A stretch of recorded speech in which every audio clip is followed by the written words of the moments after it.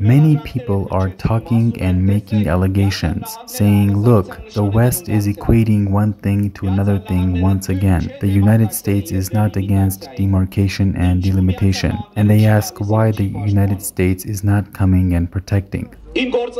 My colleague Ara Papian has touched upon this several times, and the other members of our council and I have also touched upon this topic.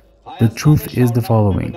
Armenia remains the voluntary vassal, bondservant and slave of Russia, which is the enemy of the United States. Armenia acts against its own interests, and by doing this, it is not providing anyone with the opportunity to speak in defense of Armenia.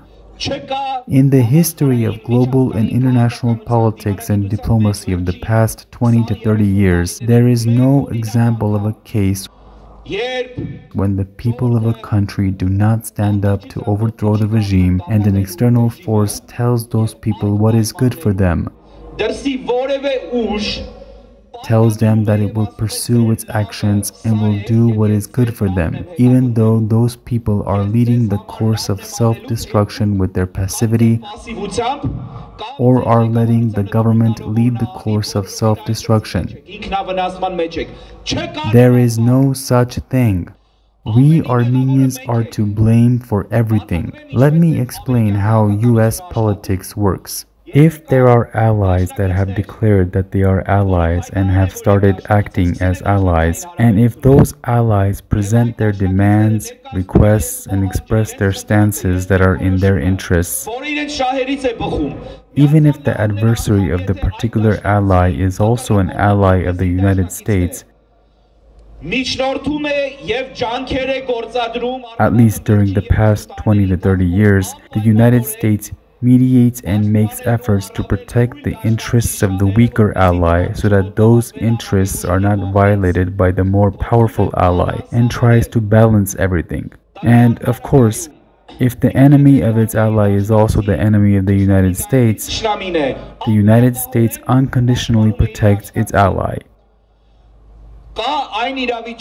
The current situation is the following. Today, the regime of Armenia is demanding demarcation and delimitation, something that is harmful for Armenia, and the people in their entirety are not aware of what this means and are not rebelling against this. What else should the United States do besides all that it has done until now? In any case, the United States exerts pressure, but it can't stop the process of demarcation and delimitation completely. In simple terms, the United States says that if this is what the people want, and the people agree with this with their silence, I will help you get what you want. Nevertheless, even though we Armenians don't know what our interests are, the extreme weakening of Armenia is against the interests of the United States.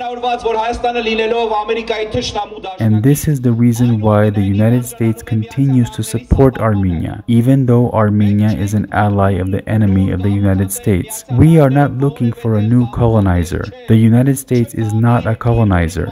There is no country that you can show and prove that it is a colony of the United States. Armenia wants to be free and independent, and the Armenian people would like to see the United States as a dignified ally. There is no alternative. Russia chose to betray Armenia and has delivered it to the enemy, and it is delivering the country to the enemy day after day. What pro-Russianism or anti-Russian sentiment are we talking about? The situation is such that today Russia has adopted an anti-Armenian course of action. We Armenians have no alternative. There is only one path, and it is the path to a free and independent Armenia with strong allies. Բաժանորդագրվեք ազգային ժողովրդավարական բևեռի YouTube-յան ալիքին։